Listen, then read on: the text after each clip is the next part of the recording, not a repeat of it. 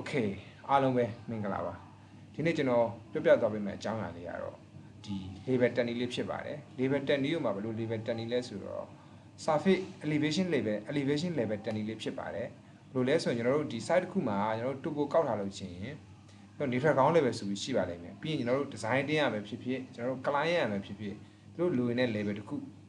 design level ဆိုပြီးသတ်မှတ်ထားတဲ့ level တစ်ခုရှိပါလိမ့်မယ်အဲ့တော့ကျွန်တော်တို့ဒီ design level နဲ့ neutral ground level ရဲ့ခြားနာချက်ဘယ်လောက် cutting လောက်ရမလဲဘယ်လောက် filling လောက်ရမလဲဆိုတော့ level တစ်ခုရှိပါလိမ့်မယ်အဲ့တော့ဒီမတူညီတဲ့ level 3ခုလုံးကိုကျွန်တော်တို့ဒီ grid line ဆက်ကွက်တစ်ခုတိုင်းစီမှာ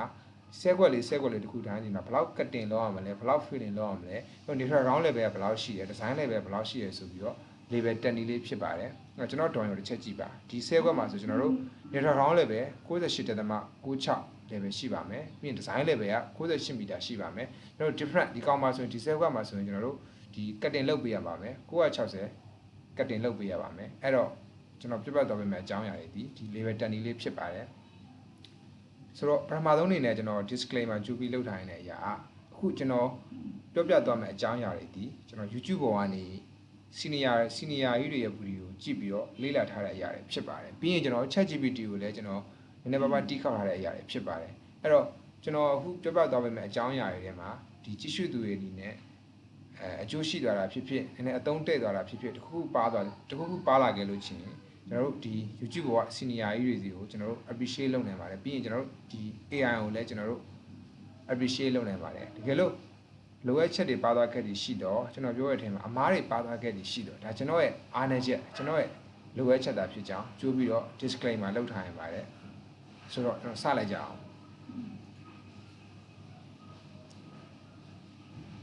Okay ကျွန်တော်တို့ပထမဆုံးအနေနဲ့ကျွန်တော်တို့ဘောလုံးတစ်ခုတွက်တော့မယ်ဆိုရင်မဖြစ်မနေမရှိမနေလိုအပ်တဲ့အရာ surface နှစ်ခုရှိပါတယ် surface နှစ်ခုရှိမှဘောလုံးကတွက်လို့ရပါမယ်အဲ့တော့ကျွန်တော်တို့ surface ဖန်တီးဖို့အတွက်ကျွန်တော်တို့ point တွေလိုအပ်ပါတယ်ဒါမှမဟုတ်ရင် object တွေလိုအပ်ပါတယ်အဲ့တော့ကျွန်တော်တို့ဒီ CSV file တွေပါရင်လည်းကျွန်တော်တို့ point နေပါရင်လည်းမသွားတော့ပါဘူးအချိန်တွေကြာသွားပါလိမ့်မယ်အဲ့တော့ကျွန်တော် manual နဲ့ပဲ point create လုပ်ပါမယ် point 5 1လောက်ကို create လုပ်ပြီးကျွန်တော် level 10လေးပြသွားပါမယ်အဲ့တော့ကျွန်တော်တို့ point create လုပ်ပါမယ်နောက်တော့ကျွန်တော် point boundary လေးကို shape လေးကိုအရင်ခတ်လိုက်ပါမယ် okay poly line နဲ့ကျွန်တော်မီတာ100လောက်ကိုထားလိုက်ပါမယ်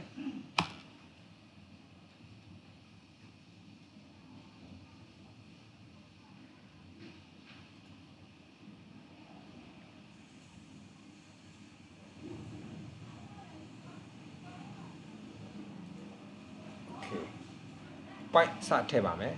ကျွန်တော်တို့ဒီ point group တွေကနေ point creation 2ကိုသွားပါမယ်ကျွန်တော် manual နဲ့သွားပါမယ် okay ကျွန်တော် command box ကိုတစ်ချက်ကြည့်ကြည့်ပါသူတို့က please specify a location for the new point ကျွန်တော်တို့ချချင်တဲ့ point ရဲ့ location ကိုတောင်းပါပြီကျွန်တော်ဒီ down point လေးကိုဒီပိုင်းချလိုက်ပါမယ် okay သူတို့ထပ်တောင်းပါပြီ enter a point discretion ကျွန်တော်တို့ချလိုက်တဲ့ point ရဲ့ discretion point ကို discretion နည်းကိုတောင်းပါပြီကျွန်တော်ဒီကောင်ကိုneutral ground level လို့ထားလိုက်ပါမယ် enter ထပ်တောင်းပါပြီ specify point elevation ကျွန်တော်ချလိုက်တဲ့ point elevation ကိုသူတို့ထပ်တောင်းပါပြီအဲ့တော့ကျွန်တော် point elevation ကိုကျွန်တော်96မီတာလို့ထားလိုက်ပါမယ် okay နောက်တစ်ပိုင်းဆက်သွားပါမယ် discretion ကိုကျွန်တော် neutral ground level NGN လို့ပဲထားပါမယ် point elevation ကိုကျွန်တော်98မီတာလောက်ထားပါမယ်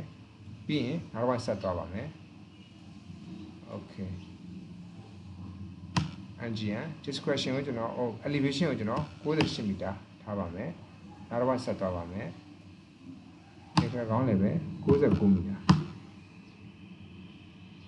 okay စင်တာမှာတစ်ပိုင်းထပ်ထည့်ပါမယ် neutral ground level 100လို့ထားလိုက်ပါမယ် okay ကျွန်တော်တို့ point create လုပ်ပြီးတော့ပါပြီ point ရသွားလို့ချင်းကျွန်တော်တို့ surface contour စရလို့ရပါပြီအဲ့တော့ကျွန်တော်တို့ surface အရင်ဖန်တီးမှရပါမယ် surface ဖန်တီးပါမယ်အဲ့တော့ surface တစ်ခုဖန်တီးပါမယ် create surface name ကိုကျွန်တော် neutral ground level လို့ပဲထားလိုက်ပါမယ် ngn ဒီ style နေ point style နေ contour အချင်းကျယ်တော့ကျွန်တော်မပြောတော့ပါဘူးဒီ random material တွေပါတယ်တော့ချိန်နေကြာသွားပါလိမ့်မယ်အဲ့တော့ကျွန်တော် contour အချင်းကျယ်ကို default အတိုင်းပဲ2မီတာ10မီတာပဲထားလိုက်ပါမယ် okay ကျွန်တော် surface တစ်ခုဖန်တီးပြီးသားပါပြီအဲ့တော့ surface ရတာကျွန်တော်တို့ contour size ပါတော့မယ် ngn definition point group ကျွန်တော်တို့ point ထက်ကျွန်တော်တို့ point နေထည့်ပါပြီ apply okay okay ရတော့ပါပြီ boundary color အဆင်းအောင်ပြောင်းလာပါပြီကျွန်တော်တို့ surface တစ်ခုဖန်တီးပြီးတော့ပါပြီ okay ကျွန်တော်တို့ surface တစ်ခုဖန်တီးပြီးတော့လို့ရှိရင်နောက်တော့ surface တစ်ခုဖန်တီးဖို့လိုပါပြီအဲ့တော့ design level ဆိုပြီး surface တစ်ခုထပ်ပြီးဖန်တီးပါမယ် okay surface create surface name ကိုကျွန်တော် design level DSN လို့ထားလိုက်ပါမယ်ဒီ style နဲ့ runner material ကိုလည်း default အတိုင်းပဲထားလိုက်ပါမယ် okay ရတော့ပါပြီကျွန်တော်တို့ဒီကောင်ကိုကျွန်တော်တို့ဒီ site ရဲ့ boundary လေးကို polyline နဲ့စပတ်လိုက်ပါမယ်ကျွန်တော်တို့ပြီးရင်အဲ့ polyline ကို elevation ထည့်ပါမယ် okay okay အဲ့တော့ကျွန်တော်တို့ဒီ design level client ရဖြစ်ဖြစ်ကျွန်တော်တို့ design တင်းရဖြစ်ဖြစ်သတ်မှတ်ထားတဲ့ level တစ်ခုကိုကျွန်တော်အရှုံးနေနဲ့ဒီကောင်ကိုကျွန်တော်68 မီတာလို့ထားလိုက်ပါမယ်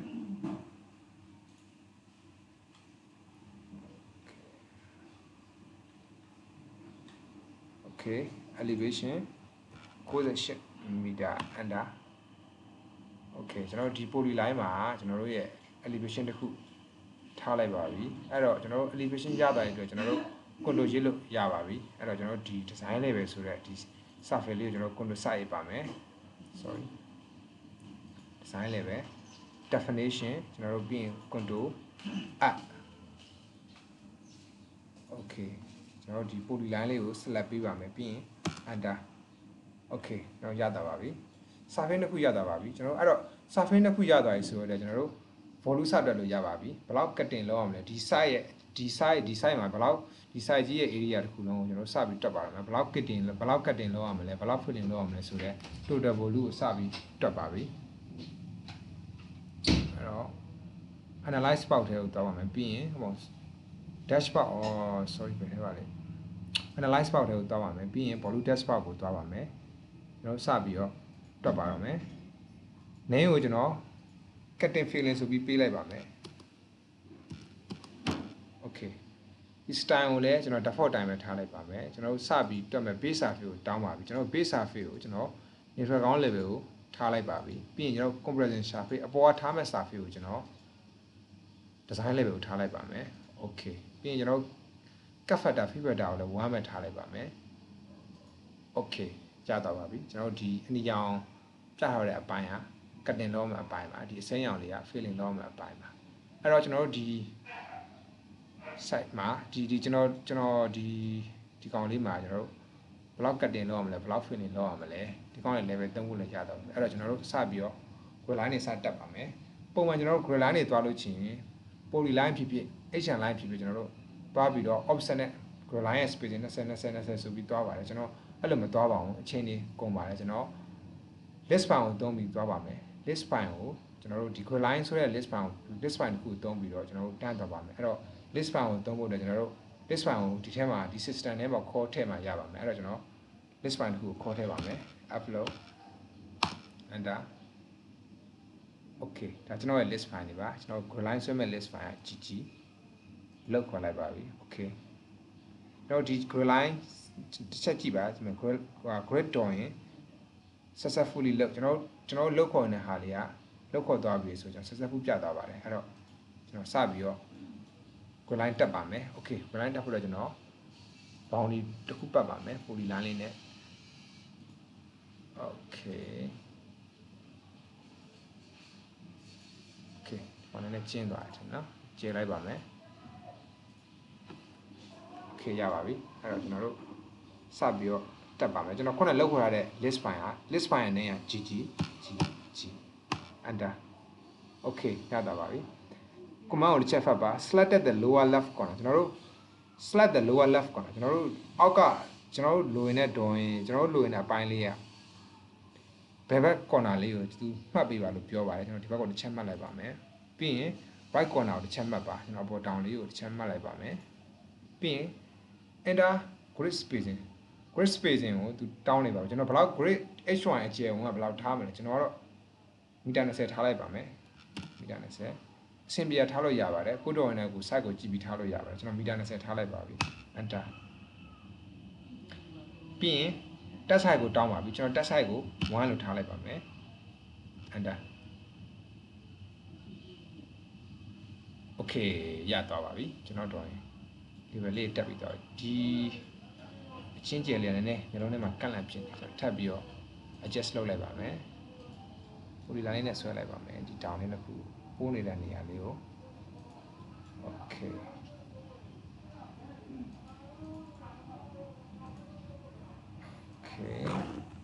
okay ကောင်းဆိုဒီကျွန်တော်အခုဆွဲတဲ့ဟာဆိုရင်လုံးဝ fitting ကျသွားပါလိမ့်မယ်အဲ့တော့ GG enter lower left corner ကိုဆက်လက်ပေးမယ်ပြီးရင် upper right corner ကိုဆက်လက်ပေးမယ်ပြီးရင် grid spacing ထပ်ထည့်ပါမယ်20 enter test size ကိုကျွန်တော်1ထားလိုက်ပါပြီ enter okay ရတာပါပြီကျွန်တော် color လေးတစ်ချက် change ပါမယ် color လေးကိုကျွန်တော်ထင်သာမြင်သာဖြစ်သွားအောင်အနီရောင်လေးထားလိုက်ပါမယ် okay ရတာပါပြီဆိုတော့ကျွန်တော်တို့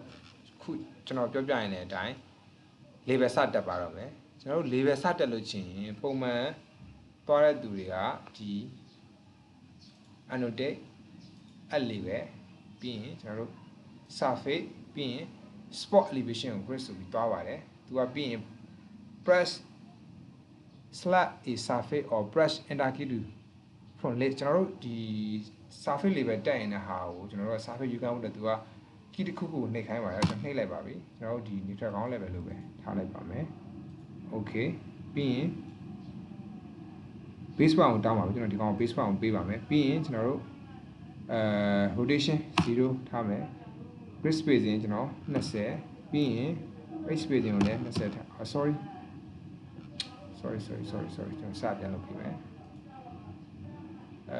surface spot elevation ကို grid ကျွန်တော် surface တစ်ခုရွေးပါမယ် natural ground level okay base point တောင်းပြီး base point မှတ်ပြီးပြီးရင် rotation 0အဲ့ရဲ့ h line ရဲ့ grid line ရဲ့ spacing တောင်းလိုက်ပါပြီကျွန်တော်20ထားလိုက်ပါမယ်ကျွန်တော်ဒီ grid line spacing 20ထားထားတယ်20 enter ပြီးရင် y line ရဲ့ spacing ကိုလည်း20ထားလိုက်ပါပြီ enter ပြီးရင်ကျွန်တော်တို့ဒီ upper right location ကိုတောင်းပါပြီကျွန်တော်အပေါ်တောင်းအောင်ချက်မှတ်လိုက်ပါမယ်ပြီးရင်ကျွန်တော်ဒီ grid line side rotation တွေပါချင်းဝင်လာမေးပါတယ်ကျွန်တော်မချင်းတော့ပါဘူး no လို့သွားပါမယ် okay ကျွန်တော်ပြောပြနေတာဒီညာရပါပြီဒီကျွန်တော်တို့ system တွေကသွားတဲ့အတိုင်း spot elevation နဲ့သွားလို့ချင်းကျွန်တော်တို့ဒီ level ကတစ်ခုပဲတက်လို့ရပါမယ်ကျွန်တော်တို့ဒီ neutral ground level ကိုတက်မှာလား design level ကိုတက်မှာလားပြီးရင်ဘယ်လောက် cutting လုပ်ရမလဲဘယ်လောက် filling လုပ်ရမလဲဆိုတော့ level ကိုတက်မှာလားဆိုတော့ level တစ်ခုပဲရပါမယ်အဲ့တော့ကျွန်တော်တို့ကတစ်ခုတည်းမှသွားရင်ကျွန်တော်၃ခုလုံးကိုတစ်ခါလေးတက်ပါမယ်ဒီ neutral ground level ရောပြီးရင် design level ရောပြီးရင်ဘယ်လောက် cutting လုပ်ရမလဲဘယ်လောက် filling လုပ်ရမလဲဆိုတော့ level တစ်ခါလေးတက်ပါမယ်အဲ့တော့ဒီကောင်လေးရင်ဖြတ်လိုက်ပါမယ် select similar နဲ့ delete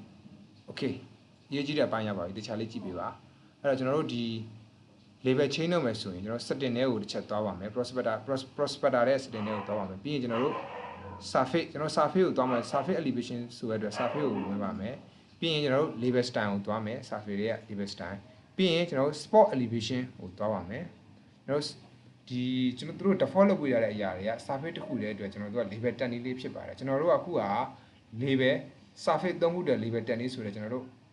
ဒီအတစ်တစ်ခုထပ်ခေါ်ပါမယ် label အတစ်တစ်ခုအဲ့တော့ကျွန်တော် menu ကိုသွားပါပြီ okay name ကိုကျွန်တော်အဆင်ပြေအောင်cutting and filling all လို့ထားလိုက်ပါမယ် label အားလုံးဆိုတော့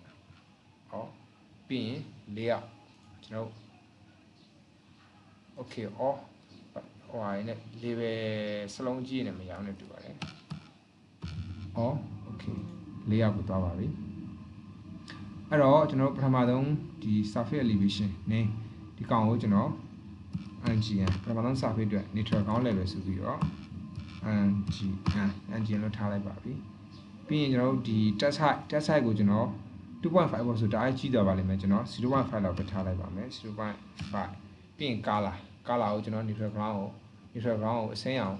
ထားလိုက်ပါပြီပြီးရင်ကျွန်တော်ဒီနန်းလေးကတအားရေးကြည့်ပါတယ်ပို့ပြီး shape လေးပေါ်ဖို့အတွက်ဒီ contact ဆိုတဲ့နေရာလေးမှာကျွန်တော်တို့ဒီ surface elevation အဲ့ကောင်လေးတစ်ချက်ဖြတ်လိုက်မယ်ကျွန်တော်တို့ဒီ surface elevation level ကိုတခု surface elevation ထည့်ရမယ်ဆိုတော့တစ်ချက်ကြည့်ပါကျွန်တော် unit ကို meter နဲ့တွားထားပါတယ် precision ကိုလည်းဒသမ3နေရဒီနောက်ကဟာတွေကတော့တစ်ချက်အရင်မကြည့်ပါဘူးကျွန်တော်ဒီတိုင်းလေးပဲတွားပါမယ်ကျွန်တော်ထည့်လိုက်ပါပြီအဲ့တော့ကျွန်တော်ဒီတိုင်းပဲထားလိုက်မယ်ဆိုရင်ကျွန်တော် level တက်တဲ့အခါမှာဒီအဝါတွေပဲပေါ်လာပါလိမ့်မယ်ဒီကဏ္ဍတွေပဲပေါ်လာပါလိမ့်မယ်ရှေ့ကနေကျွန်တော်တို့ NGN ရှေ့ကနေ DSN လို့ပေါ်လာမှာမဟုတ်ပါဘူးအဲ့တော့ကျွန်တော်ဒီကောင်ရှေ့ကနေစာလေးပေါ်နေတဲ့အတွက် prefix သဘောမျိုးပါပဲအဲ့ကျွန်တော်ရှေ့ကနေ NGN လို့ NGN ဒီမှာကျွန်တော်တခုထည့်လိုက်ပါမယ်ပြီးရင် okay ကျွန်တော်ဒီချက်ကြည့်ပါ okay NGN ဆိုပြီးပေါ်လာပါတယ်တကယ်လို့ကျွန်တော်တို့ဒီနေရာမှာကျွန်တော် surface ဒီရှေ့ကနေရာမှာဒီဘာမှမထည့်ခဲ့ဘူးဆိုရင် okay တစ်ချက်ကြည့်ပါဘာမှရှေ့မှာဘာမှပါမလာပါအဲ့တော့ကျွန်တော်တို့ရှေ့ကနေကွဲသွားအောင် neutral ground level လား design level လားကွဲသွားအောင်ကျွန်တော်တို့ level လေးရှေ့ကနေတက်ပြပါမယ် NGN ကွဲ okay ရတော့ပါပြီအဲ့တော့တစ်ခုဖန်တီးပြီးတော့ပါပြီနောက်တစ်ခုထပ်ပြီးဖန်တီးပါမယ်ဒီနန်းလေးကတအားရေးကြည့်ပါတယ်လွဲသွားရင်ရှေ့ကျွန်တော်တို့ surface တက်တဲ့ဟာမပေါ်ပါဘူးဒီ plus sign လေးရဲ့ down arrow လေးကိုကျွန်တော်တစ်ချက်နှိပ်ပါမယ်ပြီးရင်ကျွန်တော်တို့ reference ဆိုတာလေးကိုတစ်ချက် try ပါမယ်ပြီးရင်ကျွန်တော်တို့က surface ကိုသွားမယ်ဆိုတော့ surface ကိုတစ်ချက်နှိပ်ပါမယ်ပြီးရင် okay အဲ့ဒါ surface တစ်ခုထပ်ခေါ်ပြီးတော့ပါပြီဟုတ်အဲ့တစ်ချက်ဒီနန်းလေးလည်းအရေးကြီးပါတယ်ဒီကျွန်တော်ဒီ down လေးနန်းလေးမှာ surface elevation level ဆိုပြီးဖြစ်ရပါမယ်တခြား level တွေဖြစ်ရင်ကျွန်တော်မပေါ်ပါဘူးဒီကောင်လေးလည်းတစ်ချက်သတိထားပြီပါအဲ့တော့ကျွန်တော်ရတာပါပြီ name ကိုကျွန်တော် design level လို့ပေးလိုက်ပါမယ် DSN ပြီးရင်ကျွန်တော် test height ကို 0.5 လို့ထားလိုက်ပါမယ် color လေးကိုကျွန်တော်တို့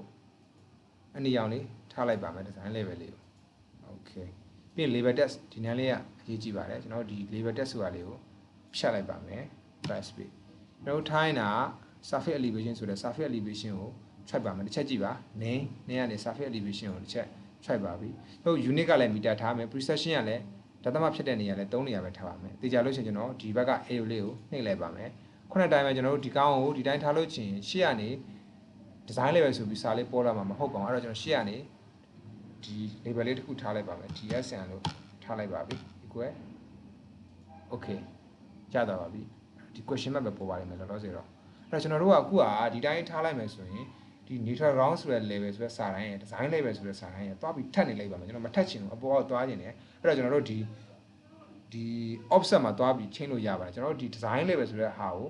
neutral ground level ရဲ့ offset တစ်ခုထားလိုက်မယ်ဆိုရင်သူအစင်လိုက်တိုင်းဖြစ်သွားပါလိမ့်မယ်အဲ့တော့ကျွန်တော်တို့ဒီ y offset ကိုကျွန်တော်ချိန်ပါမယ် x offset ကကြာဘယ်ညာချိန်တာပါ y offset ကကြာပေါ်အောင်ချိန်တာပါအဲ့တော့ကျွန်တော် y offset ကို -2 လို့ထားကြည့်လိုက်ပါမယ် okay အားရောက်သွားပါပြီတကယ်လို့စာတန်းကကျွန်တော်မညီဘူးဖြစ်နေပါတယ်ဘာလို့လဲဆိုတော့ကျွန်တော်တို့ဒီ neutral ground level မှာကျွန်တော်တို့ဒီစာ attachment က middle leg ကိုရွေးထားပါတယ်ကျွန်တော်ဒီ design level မှာကျွန်တော်တို့ဘာကိုရွေးထားလဲ middle center ရွေးထားပါတယ်အဲ့တော့ကျွန်တော်ဒီကောင်လဲအပေါ်နဲ့အောက်တန်းသွားအောင် middle leg ကိုရွေးပါမယ်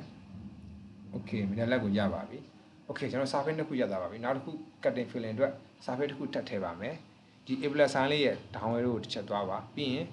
reference tag ကိုတစ်ချက်နှိပ်ပါပြီးရင်ကျွန်တော်တို့လိုရင်းနဲ့ surface ကိုတစ်ချက်သွားပါပြီးရင် okay name ကိုလည်းကျွန်တော်ဒီ cutting filling ဆိုရယ် different ခြားနားချက်လို့ပဲကျွန်တော် DFF လို့ပဲထားလိုက်ပါမယ် sorry cutting filling လို့ထားလိုက်ပါမယ် C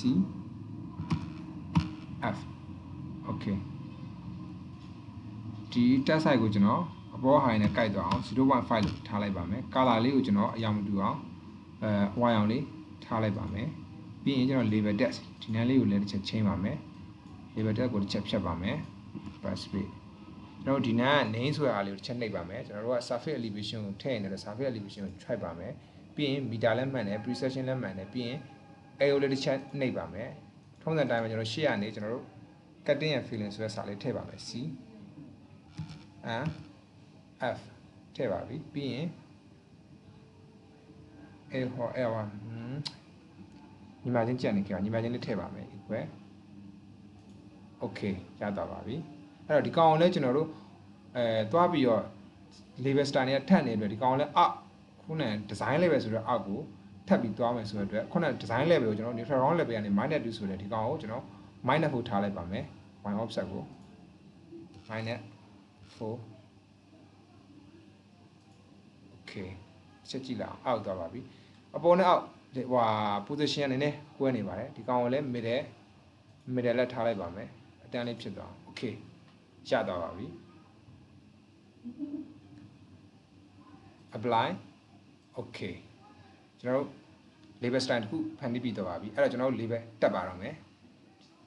ဒီ add label ကိုမသွားပါဘူးအပေါ်ကဒီ J လို့ပုံစံလေးနဲ့သွားပါမယ် label okay ကျွန်တော်တို့ဒီ feature ဆိုတဲ့နေရာလေးမှာကျွန်တော်တို့က surface ကိုသွားနေဆိုတော့ကျွန်တော် surface ကို try ပါမယ် surface elevation တက်ချင်တယ်ဆိုတော့ surface ကို try လိုက်ပါပြီ label type ကကျွန်တော် select ကိုတောင်းမှာမဟုတ်ပါဘူးကျွန်တော်သွားနေတာ spot elevation ကို grid ကိုတောင်းမယ်ဆိုတော့ spot elevation ကို grid ကိုကျွန်တော်တို့ရွေးချယ်ပေးပါပြီးရင်ကျွန်တော်တို့ဒီ elevation only ဒီနေရာမှာအရင်ရေးကြည့်သွားပါပြီ spot elevation label style ကိုကျွန်တော်တို့ try မယ်ဆိုရင်ခုနကကျွန်တော်ပထမပြခဲ့တဲ့အတိုင်းပဲ label က surface တစ်ခုစာတပဲသူတို့ကတက်ပြီးသားမှာဖြစ်ပါတယ်ကျွန်တော်တို့ကခုနက surface 3ခုစာ label style ကိုကျွန်တော် create လုပ်ထားရဆိုတော့ icon ကိုကျွန်တော်ရွေးပါမယ်ကျွန်တော်ခုနက all လို့နာမည်ပေးထားပါတယ်ဒီကောင်လေးကိုကျွန်တော်ရွေးလိုက်ပါပြီ sorry okay marker style ကိုကျွန်တော် basic ပဲထားလိုက်ပါမယ်ပြီးရင်ကျွန်တော် add ကိုသွားပါမယ် okay